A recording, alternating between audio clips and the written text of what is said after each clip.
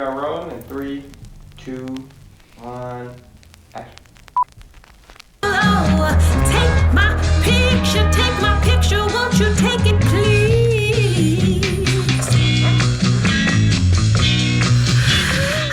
So the very first song, Pretty Miserable, was such a joy because that's probably one of the first songs I completely wrote and sang in my own voice, right? So those of you, let's just back up, right? Most of us are being taught in school by people who can't do what they're talking about. And the same is true for coaches. And I didn't want to be the kind of coach who could do what they are teaching. So one of the things you gotta fall in love with if you're going to be able to do what I want to accent in this song, which is runs, is your own voice. So in Pretty Miserable, one of the highlights of that song is a run I do.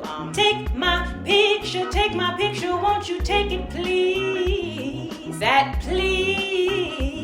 When I first started singing as a baby, I was always trying to sing like somebody else. And that's what most artists is where you start. And a lot of artists don't ever get out of that. So whoever your idol is, you'll sing like me was Whitney Houston or whoever it is, Beyonce. You'll always keep a tone and you'll even choose notes and runs that mimic what you think will be successful and what you think is impressive. So what's typically happening for those of us who are starting in artistry is we are just trying to compare ourselves and copy ourselves off of whoever in our circle we thought was impressive. If it was Mahalia Jackson, if it was Shaka Khan, it don't matter whoever it is, right?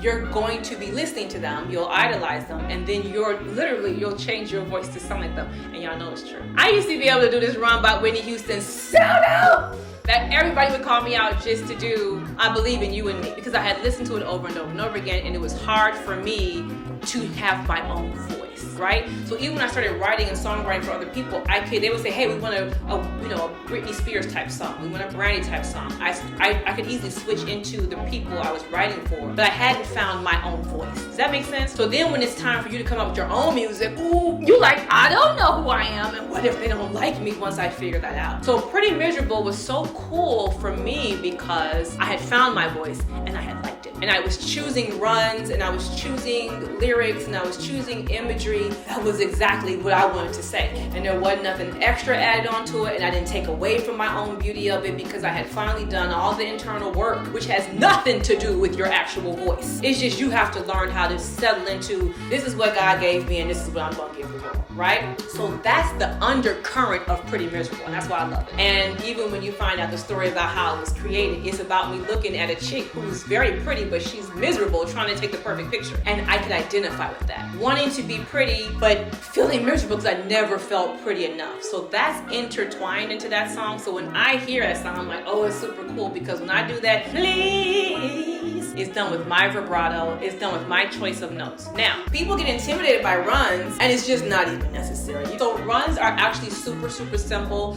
but it takes a little bit of one-on-one with the coaching to help you figure out how to do it and do it in your voice.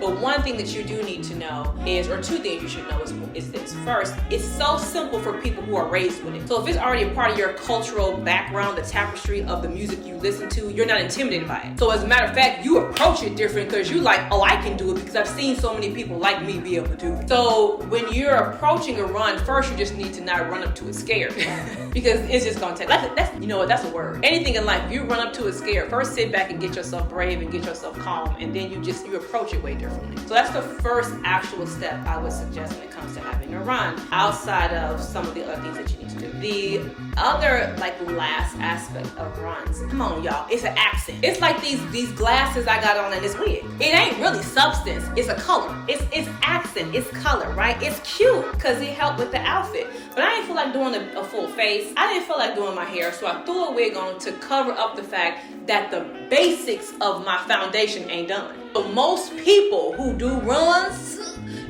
because they can't actually hold a note. That is it. It's okay. I came for you, but it's because I love you. I want you to know that you're not skilled and you're not trained, and you know it. So you do a lot of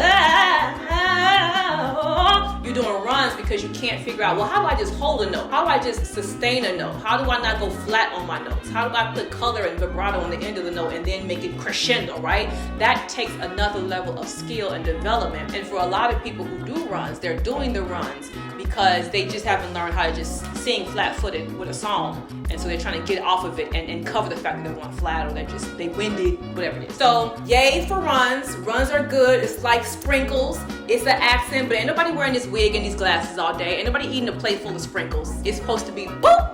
You get a little cute, it's a little bitty tail end, but you want to create a foundation of actually being a vocalist who could just stand flat-footed and sing a song like ha ha, and can take her glasses off, ha, right? She's never scared of the performance, and that's how I would say approach your run.